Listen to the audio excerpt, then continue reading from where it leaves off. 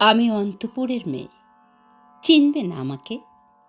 তোমার শেষ গল্পের বইটি পড়েছি শরৎবাবু। বাসি ফুলের মালা। তোমার নায়িকা এলোকেশীর মরণদশা ধরেছিল ৩৫ বছর বয়সে। ২৫ বছর বয়সের সঙ্গে ছিল তার রেশারেশি। দেখলেম তুমি মহাদশায় বটে, ছিটিয়ে দিলে তাকে। নিজের কথা বলি, বয়স আমার অল্প। একজনের মন ছুঁয়েছিল আমার এই কাঁচা বয়সের মায়া, তাই জেনে পুলক লাগতো আমার দেহে। ভুলে গিয়েছিলাম অত্যন্ত সাধারণ মেয়ে আমি। আমার মতো এমন আছে হাজার হাজার মেয়ে, অল্প বয়সের মন্ত্র তাদের যৌবনে। তোমাকে দোহাই দিই, একটি সাধারণ মেয়ের গল্প লেখো তুমি। বড় দুঃখ তারও স্বভাবের গভীরে অসাধারণ যদি কিছু তলিয়ে থাকে কোথাও, কেমন করে প্রমাণ করবে সে? এমন কজন মেলে যারা তা ধরতে পারে? কাঁচা বয়সের জাদু লাগে ওদের চোখে, মন যায় না সত্যের খোঁজে। আমরা পেকিয়ে যাই মরীচিকার দামে। কথাটা কেন উঠল তা বলি। মনে করো তার নাম নরেশ। সে বলেছিল কেউ তার চোখে পড়েনি আমার মতো। এত বড় কথাটা বিশ্বাস করব যে সাহস হয় না, না করব যে এমন জোর কই। একদিন সে গেল বিলেতে। চিঠিপত্র পাই কখনো বা।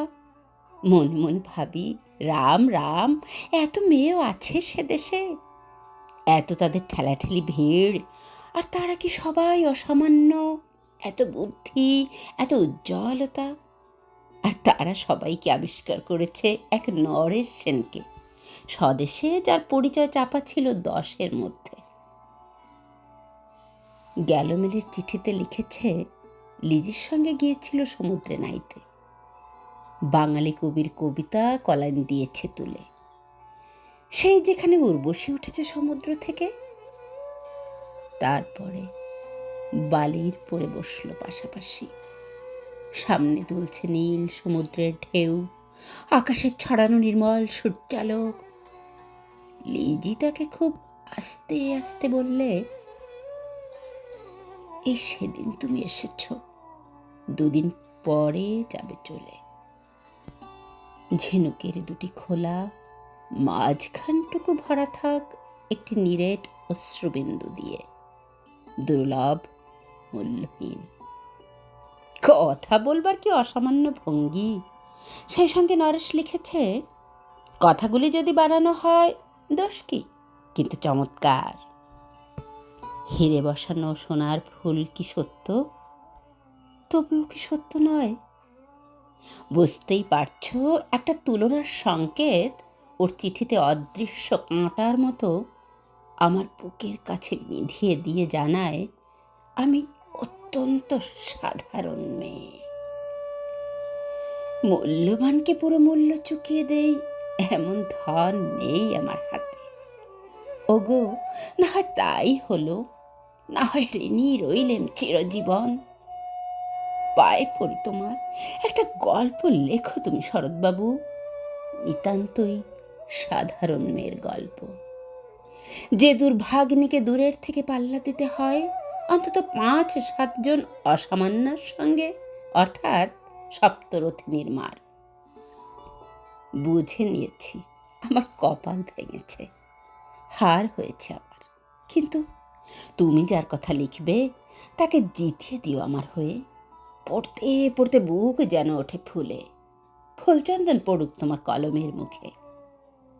তার নাম দিও মালতী, ওই নামটা আমার। ধরা পড়বার ভয় নেই, এমন অনেক মালতী আছে বাংলাদেশে। তারা সবাই সামান্য মেয়ে। তারা ফরাসি জানে না, জার্মান জানে না, কাঁদতে জানে। কি করে জিতিয়ে দেবে? উচ্চ তোমার মন, তোমার লেখনী মহিয়সী। তুমি হয়তো ওকে নিয়ে যাবে ত্যাগের পথে, দুঃখের চরমে শকুন্তলার মতো। দয়া করো আমাকে, নেমে এসো আমার সমতলে। বিছানায় শুয়ে শুয়ে রাত্রির অন্ধকারে দেবতার কাছে যে অসম্ভব বর মাগি, সে বর আমি পাব না, কিন্তু পায় যেন তোমার নায়িকা। রাখো না কেন নরেশকে 7 বছর লন্ডনে, বারে বারে ফেল করুক তার পরীক্ষায়, আদরে থাক আপন উপাসিকা মণ্ডলীতে। ইতিমধ্যে মালতী পাশ করুক এমএ, কলকাতা বিশ্ববিদ্যালয়ে গণিতে হোক প্রথম তোমার কলমের এক আঁচড়ে। কিন্তু ওইখানেই যদি থামো, তোমার সাহিত্য সম্রাট নামে পড়বে কলঙ্ক। আমার দশা যাই হোক, খাটো করো না তোমার কল্পনা। তুমি তো কৃপণ নও বিধাতার মতো। মেয়েটাকে দাও পাঠিয়ে ইউরোপে, সেখানে যারা জ্ঞানী, যারা বিদ্বান, যারা বীর, যারা কবি, যারা শিল্পী, যারা রাজা, দল বেঁধে আসুক ওর চারদিকে। জ্যোতির্বিদের মতো আবিষ্কার করুক ওকে, শুধু বিদুষী বলে নয়, নারী বলে। ওর মধ্যে যে বিশ্বজয়ী জাদু আছে, ধরা পড়ুক তার রহস্য। মূঢ়ের দেশে নয়, যে দেশে আছে সমজদার, আছে দরদি, আছে ইংরেজ, জার্মান, ফরাসি।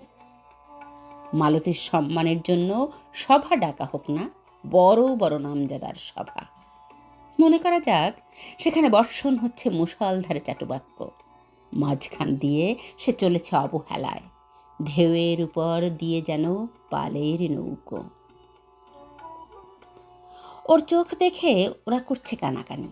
সবাই বলছে ভারতবর্ষের সজল মেঘ আর উজ্জ্বল রৌদ্র মিলেছে ওর মোহিনী দৃষ্টিতে।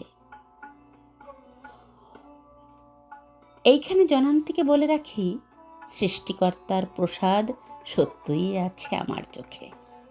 বলতে হলো নিজের মুখেই, এখনো কোনো ইউরোপীয় রসজ্ঞের সাক্ষাৎ ঘটেনি কপালে।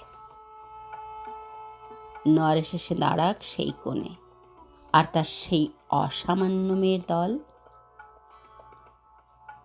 আর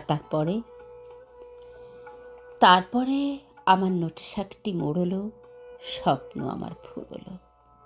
হায় রে সামান্য মেয়ে, হায় রে বিধাতার শক্তির অপব্যয়।